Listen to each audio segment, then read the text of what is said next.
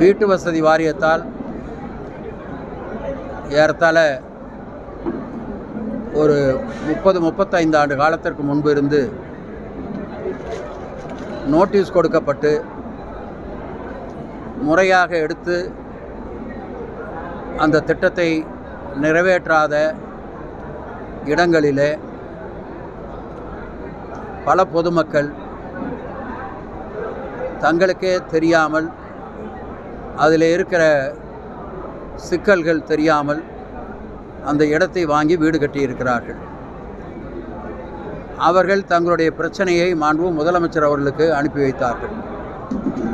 மாண்பு தமிழ்நாடு முதலமைச்சர் அவர்கள் உடனடியாக அந்த பிரச்சனைகளுக்கு முற்றுப்புள்ளி வைக்க வேண்டும், பொதுமக்கள் எந்த காரணத்தை கொண்டும் பாதிக்காத வகையில் நடவடிக்கை துறையினுடைய சார்பாக எடுக்க வேண்டும், விரைவாக எடுக்க வேண்டும் என்று எங்களுக்கு அறிவுறுத்தினார்கள்.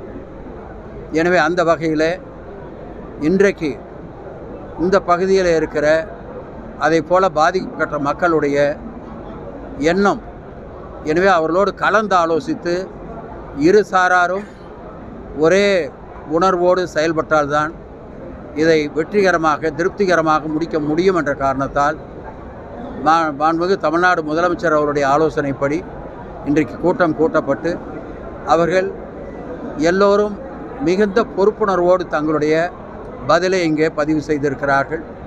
ஒரு நியாயமான ஒரு அரசாங்கம் எப்படி முடிவெடுக்க முடியும் என்பதை மனதிலே வைத்து கொண்டு அதற்கேற்ப இங்கே கருத்துக்களை சொல்லியிருக்கிறார்கள்.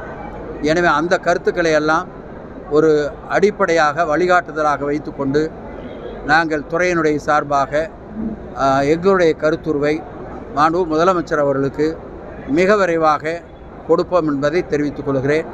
இங்கே வந்தவர்கள் சொன்ன மிக முக்கியமான கருத்து விரைவாக நடக்க வேண்டும் என்று கேட்டார்கள். கண்டிப்பாக மாண்பு முதலமைச்சர் அவர்களும் அதைத்தான் சொல்லுகிறார்கள். எனவே விரைவாக வீட்டு வசதி வாரியம் அதை செய்து கொடுப்பதற்கான நடவடிக்கை எடுக்கும் என்பதையும், அதே போல் இதற்காக பல அமைப்புகள் சங்கங்கள் எங்களுக்கு உறுதுணையாக இருந்திருக்கிறார்கள்.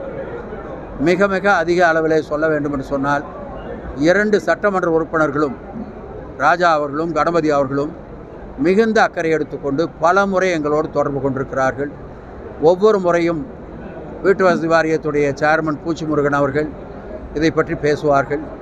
எனவே ஒவ்வொரு முறையும் நாங்கள் பார்க்கிற பொழுதெல்லாம் இதற்கான தீர்வை ஏற்படுத்த வேண்டும் என்பதுதான் நாங்கள் பேசியிருக்கிறோம். எனவே எங்களுக்கும் இந்த பிரச்சனை முடிந்தால்தான் மன நிம்மதி என்பதை நான் இந்த நேரத்தில் தெரிவித்துக் கொள்ள விரும்புகிறேன்.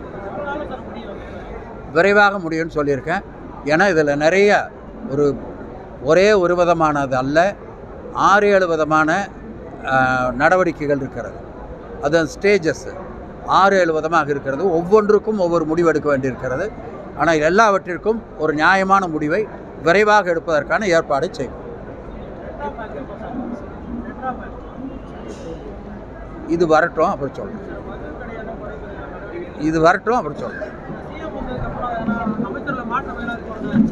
அப்புறம் சொல்கிறேன்.